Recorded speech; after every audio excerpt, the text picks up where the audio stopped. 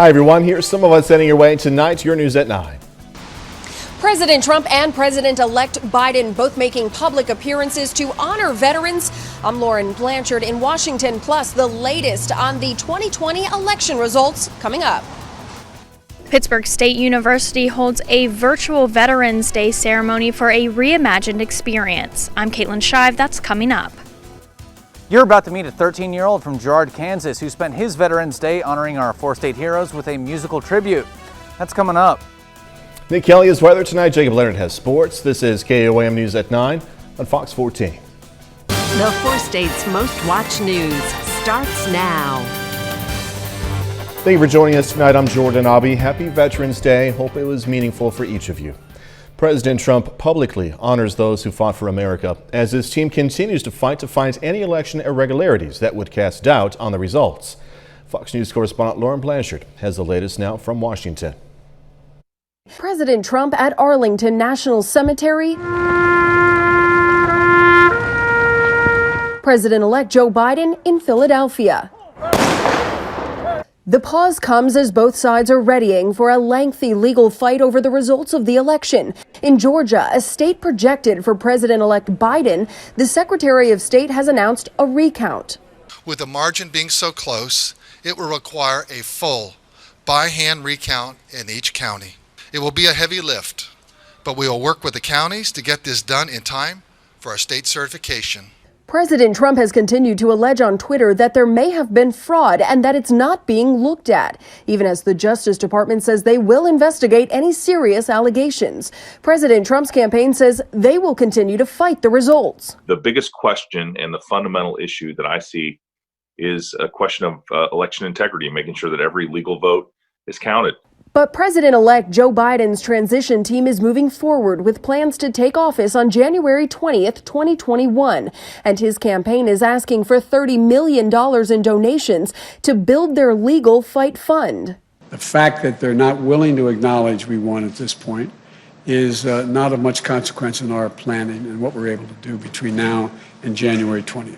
Over the coming weeks, states will begin to certify their election results, and then on December 14th, the electors will meet and officially vote on the next president. In Washington, Lauren Blanchard, Fox News.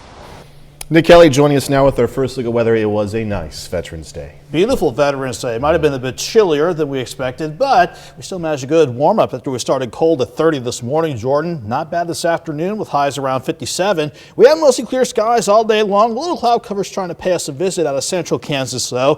Thankfully, that's the worst that our sky conditions will get for tonight. But I am watching a couple systems out west that'll want to head our way and continue to change our weather up a bit. Right now, though, upper 30s to upper 40s, so widespread in temperatures. But eventually, we're all going to drop back into the mid to upper 30s tonight. And surprisingly, back into mild territory tomorrow with highs near 63. We have rain chances, better rain chances on the way, Jordan. We'll break that down for you here in a bit. All right, Nick, thank you. Pittsburgh State University provided a reimagined experience for Veterans Day today through a virtual ceremony. KOAM's Caitlin Shive spoke with one of the veterans involved on what it meant for them to be included. Because of the pandemic, Pittsburgh State University went virtual this year for their Veterans Day ceremony. Many of our alumni have fought and served this country. And so we wanted to kind of tap into that and have an opportunity to dig in a little bit deeper and talk to some of our local veterans, really spanning all the way back to World War II, all the way up to an individual who had been involved with more current conflicts. The ceremony was a look into four veterans, Christopher Kimmick, Ron Sigley, Gene Corsini, and Louis Saketa, who all served at different times, sharing their experience in a documentary style. Saketa, who served in World War II from 1943 to 1946, was humbled to be included. Well, I thought that would be quite an honor, which it ended up being. Very nice. It goes to show you that somebody's thinking about you. He served in the Army as military police in Paris, France, a time he remembers well. I ended up being a military police. I patrolled around the Eiffel Tower, Concord Street, the Champs-Élysées. Veterans Day is something of great importance to him. It's something unbelievable because that covers not just me, everybody. Wonderful. The ceremony also included the ROTC Color Guard, PSU Choir, new pavers added to the memorial, and a message from the PSU president. The ceremony gives those watching a deeper sense of the importance of Veterans Day and a deeper sense of the sacrifices that our veterans have put forward throughout their lives. In Pittsburgh, Caitlin Shive, KOAM News. The Veterans Day ceremony is typically a time to educate local 6th graders on what the day is all about. This year, however, packets were sent to teachers with discussion points so they could still discuss the history with their students, important history.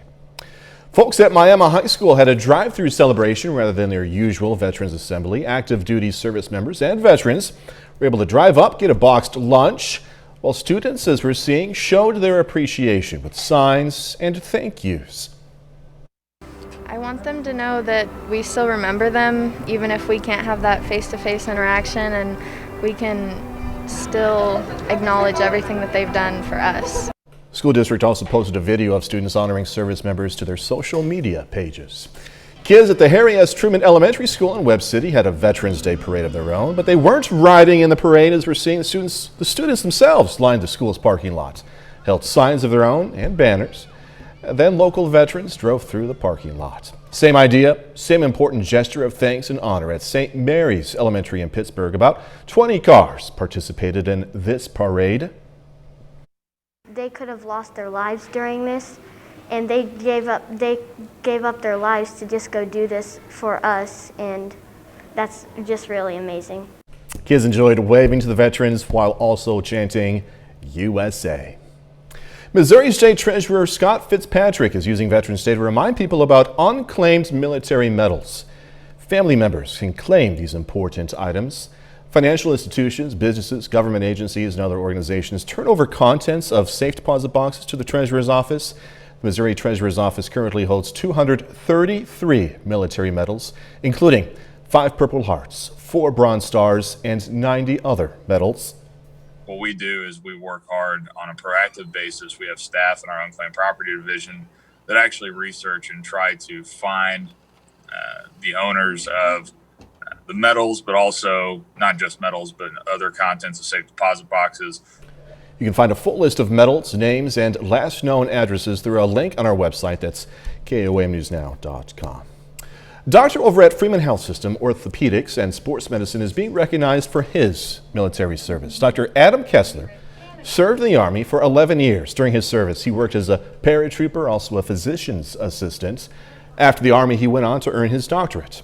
Dr. Kessler says his time in the military prepared him for the medical field.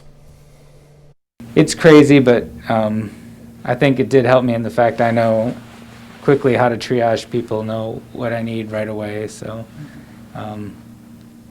in residency, trying to teach that to younger residents is hard to do because they get flustered very quickly. Dr. Kessler joined Freeman in August as an orthopedic traumatologist. Well, today there's thankfully been no shortage of Fort State tributes to the men and women who protect this country. And while parades can be a ton of fun, as we saw with kids, those smaller, simpler tributes can make just as big of an impact. KOAM's Mike Mahoney spent his afternoon with a 13-year-old from Girard, Kansas, who is honoring our Fort State heroes with a set of bagpipes.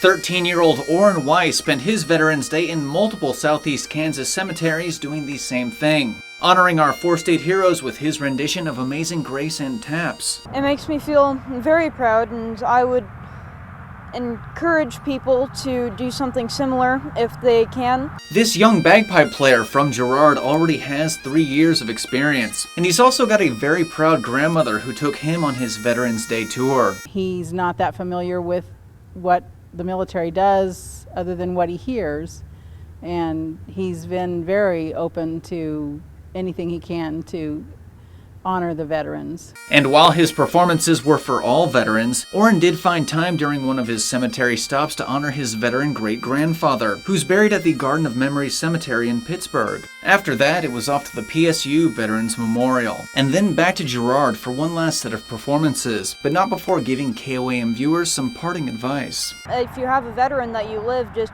nearby, that lives nearby, I would just go and I would say thank you for your service. Thank you for everything you've done for me and all of our neighbors, and thank you just for everything. In Crawford County, Kansas, Mike Mahoney, KOAM News. Great job, Orrin. This was Orrin's second year honoring fallen veterans with his bagpipes. He played Amazing Grace, as we heard, and taps at cemeteries in Arcadia, Mulberry, Pittsburgh, and Girard. KOAM News at 9 on Fox 14 takes this time to honor one of our Forest Day heroes on Veterans Day. Brian Schmidt is part of the Kansas National Guard. We are proud to thank Brian Schmidt, native of Oswego, Kansas. He is tonight's Forest Day hero. Nick is up next with a complete look at the forecast. A bit later in sports, we're going to hear from a pair of Carl Junction seniors signing to continue their volleyball careers in college.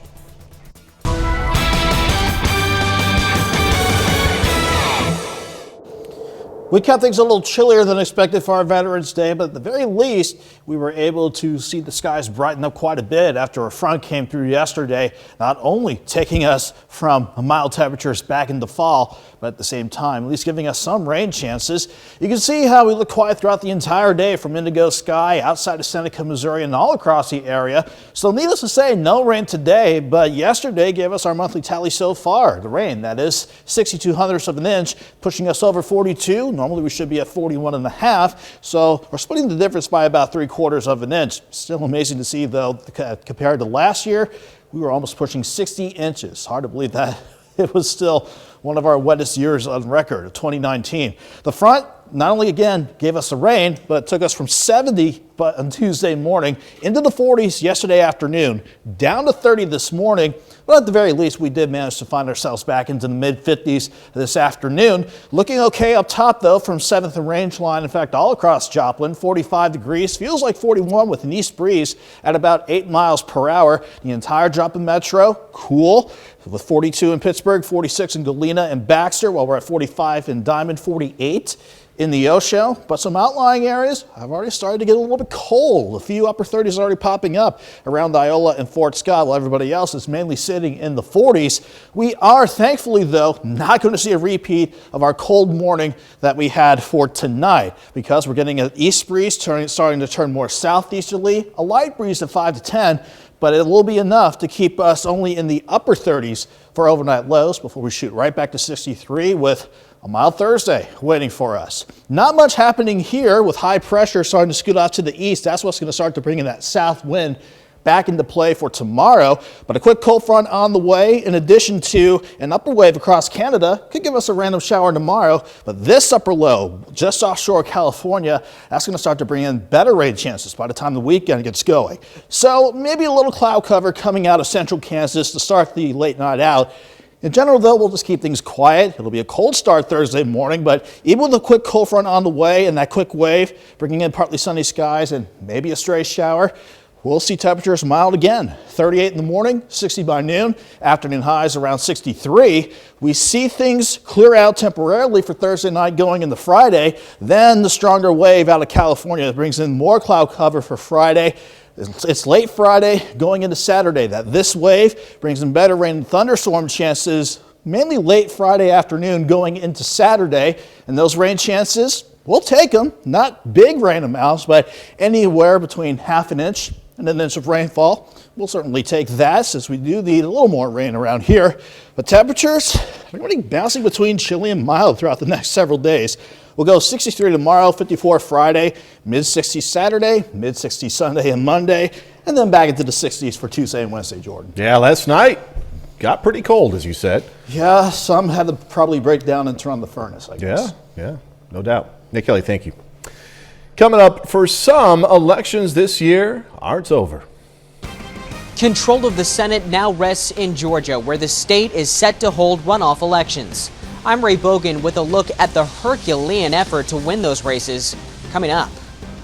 Control of the Senate is still up for grabs, and all eyes are on Georgia. After no Senate candidate there won a majority of votes last week, the state will hold 2 runoff elections in January. Party leaders on both sides have now shifted their focus on winning those races, spending millions campaigning. Fox News correspondent Ray Bogan has the latest. Rarely do a people get the opportunity that you've been handed, and that is to determine in a non-presidential race the very direction of the country. Control of the United States Senate will be decided January 5th in Georgia during a dual runoff election.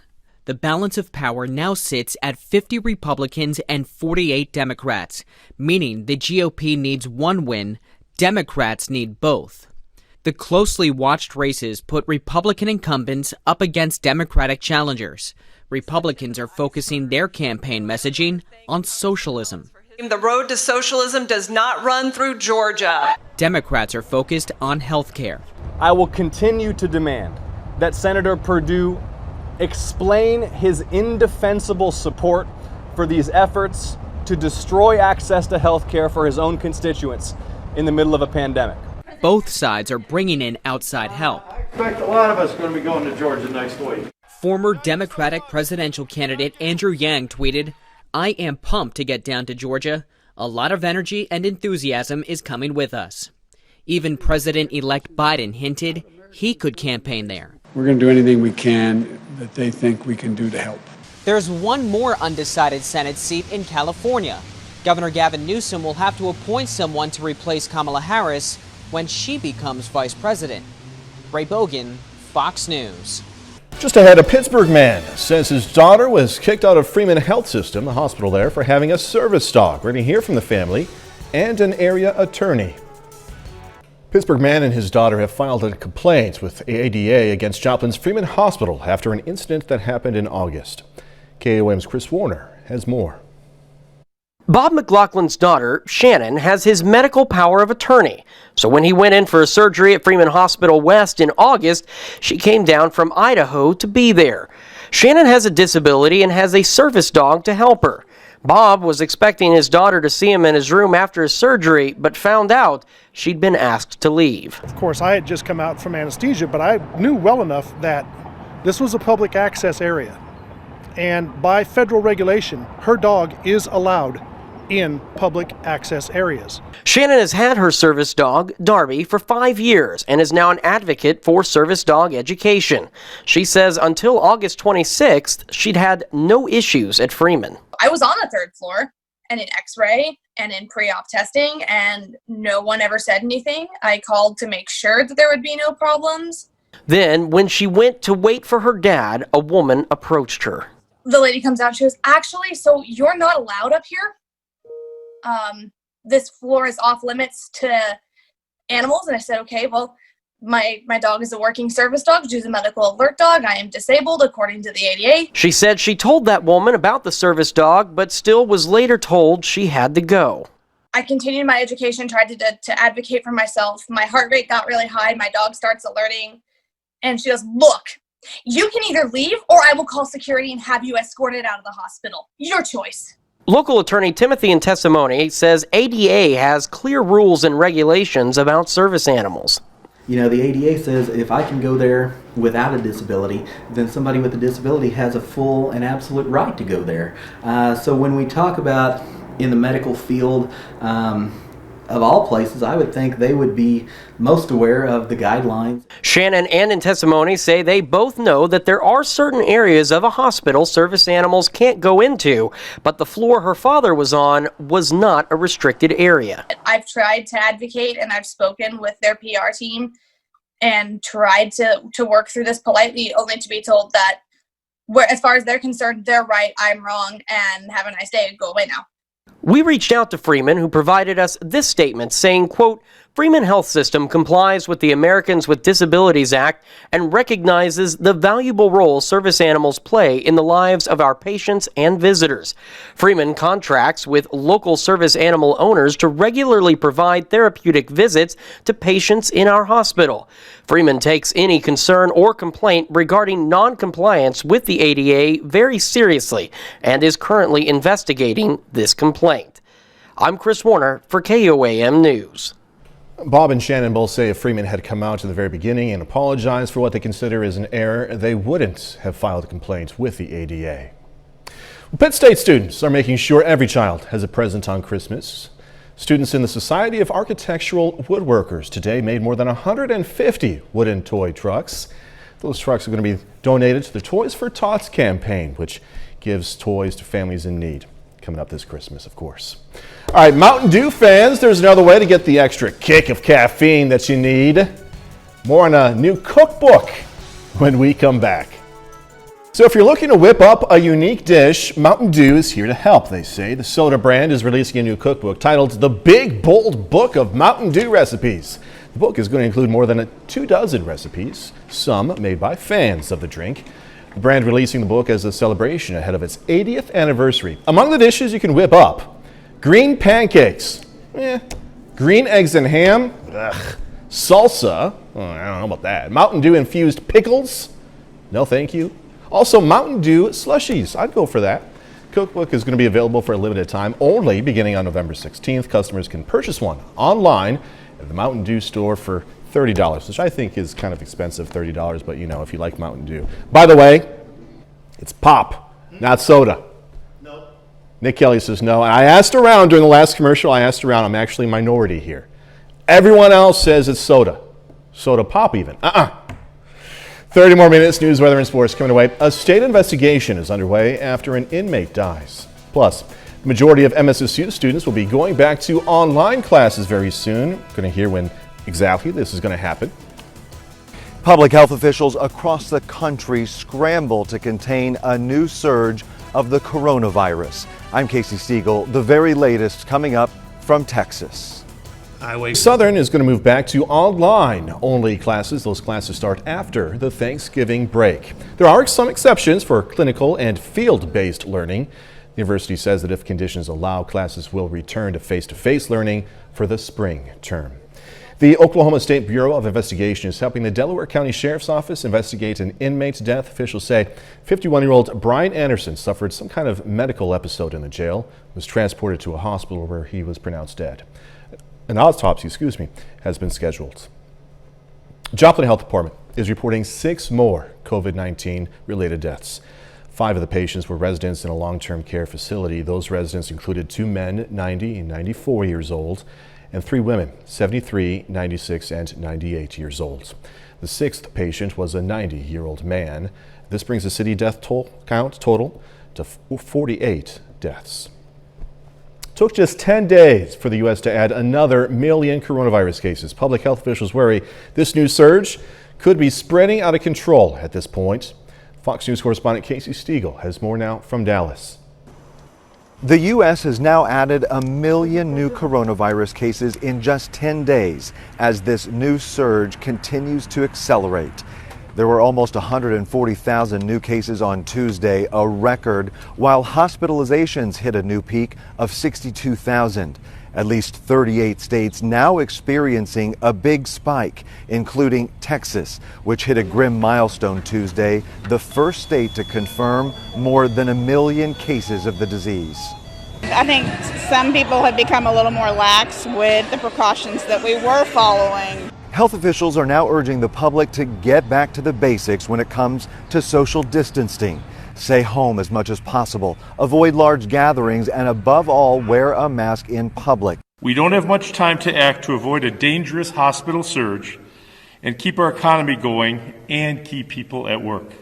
Doctors across the country are still banking on a vaccine to help end the outbreak. Moderna, a leading candidate, is set to release their preliminary data later this month, following Pfizer's announcement this week that their vaccine is 90% effective, possibly complicating the testing process for other companies. It does make things tricky for these other studies. If one comes out clearly ahead, it would be really hard to tell everyone that they shouldn't go out and get the vaccine.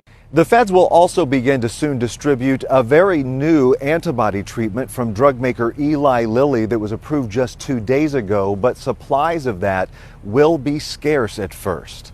That's the latest here in Dallas. Casey Stiegel, Fox News. A little bit later, a reminder that 2020 still going strong. Officials destroyed a nest with over 500 murder hornets inside, but they fear there are more nests out there. I'm Dan Springer in Washington State. That story coming up.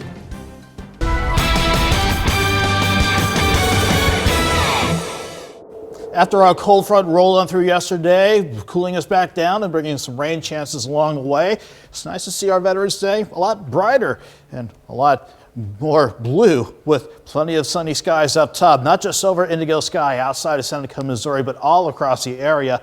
And again, it was a cold front that certainly lived up to its name. We were seeing temperatures in the upper 60s to near 70 Tuesday morning, and then in the afternoon we tanked into the 40s as that front swept through. We dropped back to 30 this morning to start things out.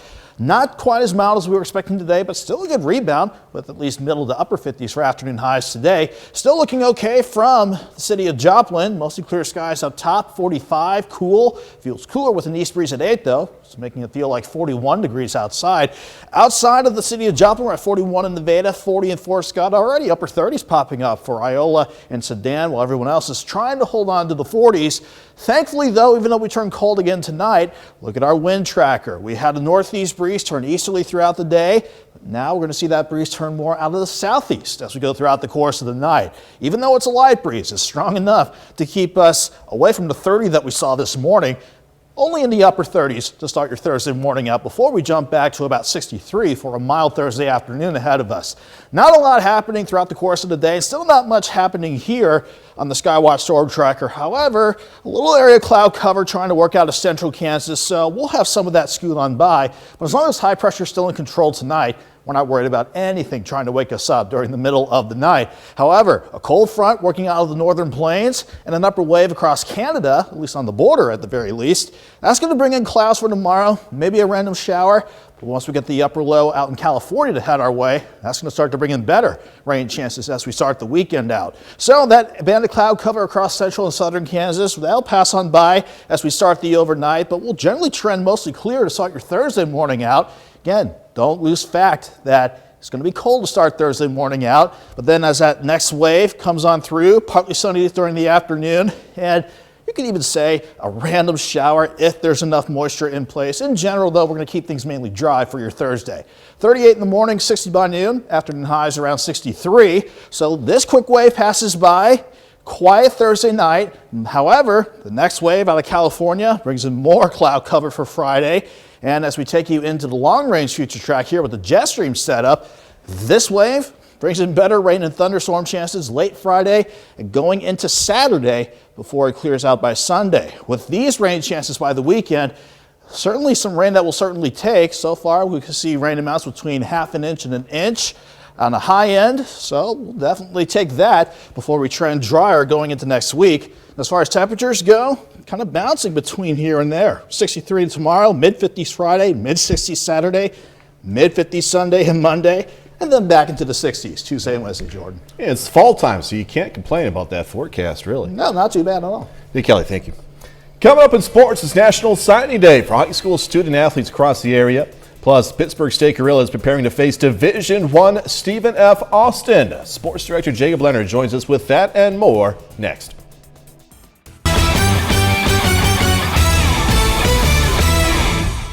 Well, today is National Signing Day for high school student athletes. In Carl Junction, a pair of volleyball players signed today to play for different teams for the first time since elementary school.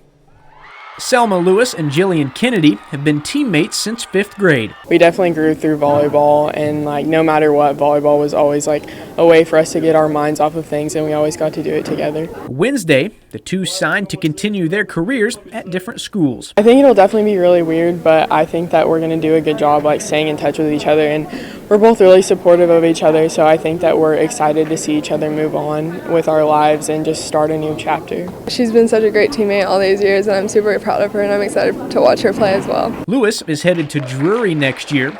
She's a 2-time All-State selection and holds the school record for career kills. I think I kind of found myself in the decision-making process, kind of leading everything back to Drury, how the coaches interacted with me, how the girls practiced with me, and I enjoyed that one the best. She's such a great athlete, very dynamic, and I think she's going to be a really successful outside hitter at Drury. Kennedy signed to Missouri Southern. She's earned all-conference and all-district recognition at CJ, helping the team claim its 3rd district title in 4 seasons this fall. It feels really good. It's definitely like a stress relief, just like a weight taken off my shoulders, so I'm really excited. She's a really great blocker, so that'll be a really great asset for her on the right side. Plus she takes some really good swings and has some different swings that she can take on the right side. While the two will no longer be teammates and are done wearing the Carl Junction jersey, they've left their mark on the CJ program. These last 4 years have been some of the best and most memorable for me, and I'm going to miss these girls. They've helped develop the culture that we really wanted in our program, and it's been one that's been developing for about 5 years now, and the last couple of years have really seen a big swing in that, and they've been a big contributor to that. In Neosho this afternoon, 2 more student athletes signed to continue their respective careers in college. Abby Jarvis will continue her volleyball career at Cotty College. Caden Auk is heading to the University of Arkansas Little Rock to continue to wrestle. Auk is a 3-time individual state champion for the Wildcats and is looking for number 4 this winter. Knowing that all my hard work from the 3rd grade on up is finally starting to pay off, and I've seen that through the years with the state titles and now with college, so it's exciting to see. This day is something I dreamed about, and coming up to it is just a really kind of magical moment that I get to look back and see that I've made it this far. Missouri Southern women's golf picks up a good one today. McDonald County High School senior Lily Allman signs this afternoon to join the Lions program. Allman is the 3-time state qualifier in her time with the Mustangs, including a 3rd-place finish in the Class 3 state tournament last month. Being close to home was definitely key for me, but they just welcomed me in like family, and I think that just caught me, just right off the bat that I just wanted to be a part of something like that, and they have a really good teacher education program, and I plan to major in education. The Pittsburgh State Gorillas are 1-1 this fall after beating Missouri Western 20-7 last Saturday. Now, this weekend, Pitt State hits the road to face Division I opponent Stephen F. Austin. Now, the Pitt State defense took a big step forward last week, allowing just 7 points after giving up 31 against Nebraska Kearney. Now, on that defense, safety Brandon Malikas been pretty good. Malikas returned to the defensive side after playing quarterback last season. In these first 2 games, he has 13 total tackles and has become a leader on the back end of the defense. I feel a little bit more comfortable. That's where I started out in college. That's where I really started to learn how to be a college football player, so it feels a little bit more natural to me. We needed Brandon back at safety, and then just to watch him these last 2 weeks, I think we made a good decision there. He's really a headsy player, a tough player back there for us, and certainly understands the defense, helps the other guys on defense, and he's played really well these last 2 weeks. Saturday's Pitt State game will start at 4 o'clock, and it will be live streamed on ESPN3. That's a look at sports. We're back with more news after this. 2020 has been one tough year. You can add this to the list: murder hornets. The first Asian giant hornet was actually found in Washington a year ago, but scientists weren't able to capture it until July. And now researchers have reached another first. Fox News correspondent Dan Springer, rhymes with stinger, is in Washington to explain. It was a mission people were not buzzing about until it was over. Officials are now reporting they conducted an operation last month in Washington State that eradicated the first so-called murder hornet nest in the U.S.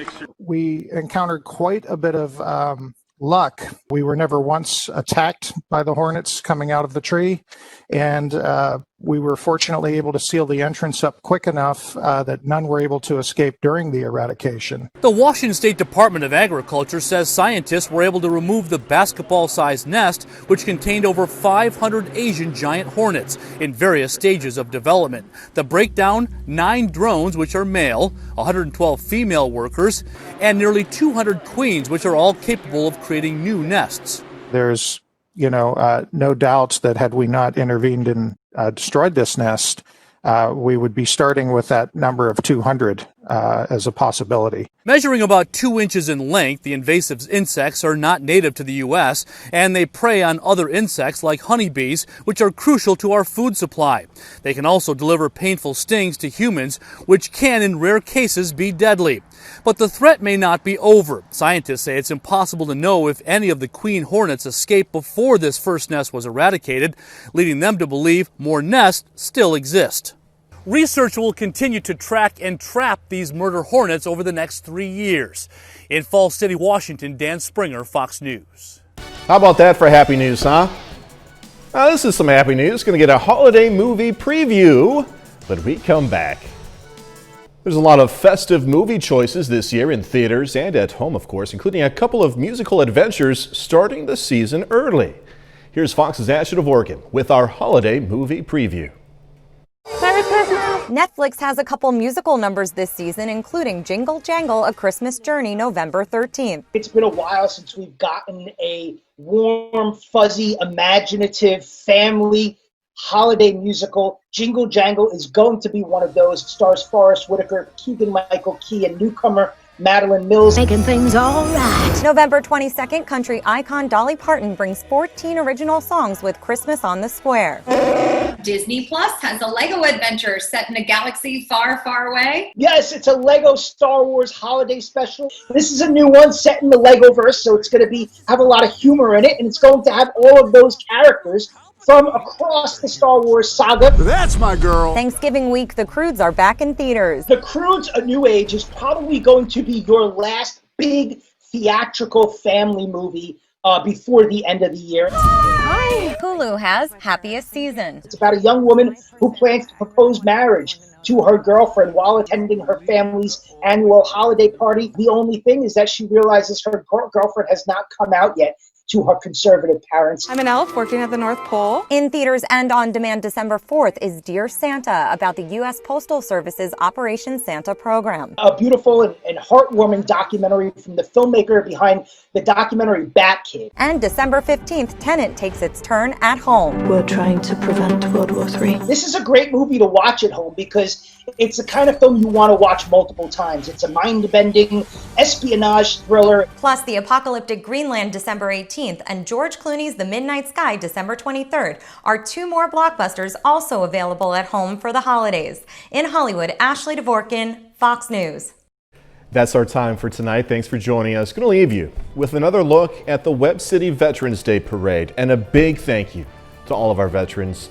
Be safe. Do this all again tomorrow. See you then.